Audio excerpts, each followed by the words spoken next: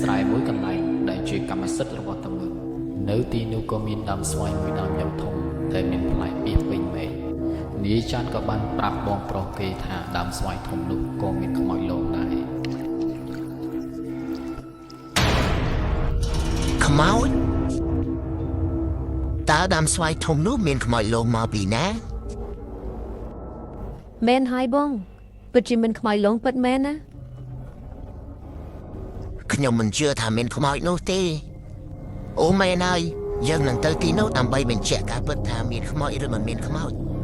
ពេលតែទៅដល់ខ្ញុំនឹងយកផ្លែស្វាយនោះឲ្យច្រើន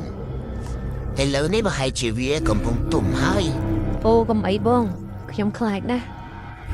កុំខ្លាចអីវាមិនអីនោះទេយល់ព្រមទេយើងនឹងទៅទីនោះយប់នេះ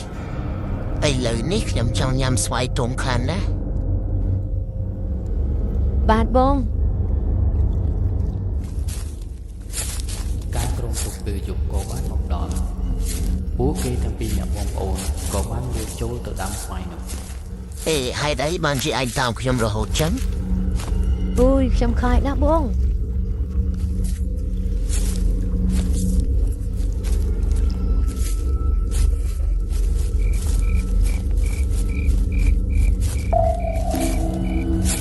បងប្រុស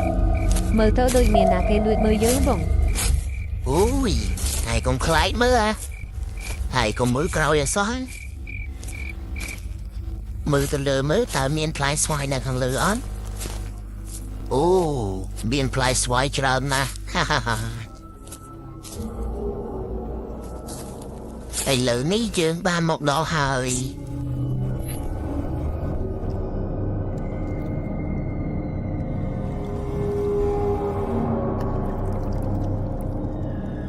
ណា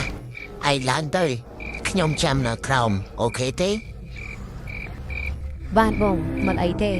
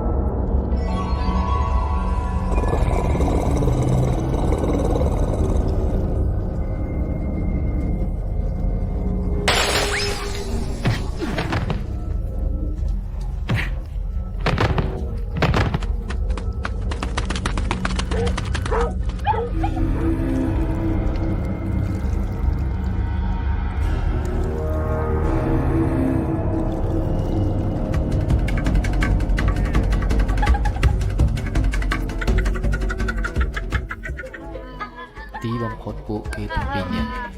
ក៏សោកស្ដាយចំពោះទង្វើដែលពួកគេបានធ្វើ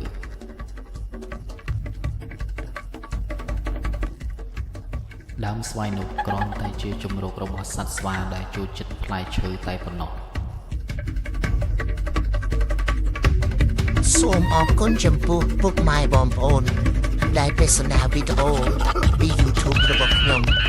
សូមមេត្តាជួយ Subscribe ជួយ Like និងជួយ Share ដើម្បីឲ្យខ្ញុំមានកម្លាំងធ្វើវីដេអូបន្តទៀតអរគុណច្រើនជម្រាបលា